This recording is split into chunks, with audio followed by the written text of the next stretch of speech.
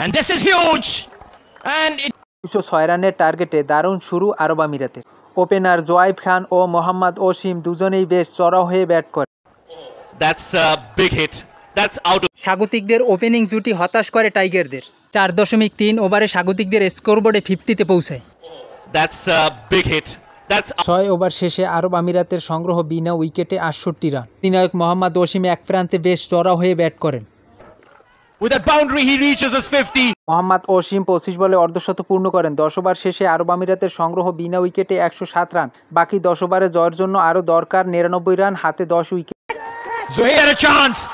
They say 107 রানে আরব আমিরাত প্রথম উইকেট হারায়। ওপেনার জোয়াইব খান আউট 34 বলে 38 রান। স্পিনার তানভীর ইসলামের প্রথম উইকেট শিকার। has he plundered? Rahul Chopra টিকতে পারেনি বেশিক্ষণ। 4 বলে 2 রানে আউট। লেগ স্পিন রিশাদ হোসেনের উইকেট শিকার। ওই একই ওভারে বিপজ্জনক ব্যাটসম্যান মোহাম্মদ ওসিমকে বিদায়ের সুযোগ পায় Bangladesh. Catch it in.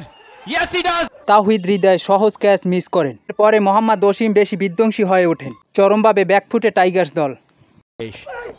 Another back of handle. এরপরেই শরীফুলের ব্রেক থ্রু। বিপজ্জনক ব্যাটসম্যান অধিনায়ক মোহাম্মদ ওসিম 42 বলে 82 রানে out. Asif Khan. Rana settles in.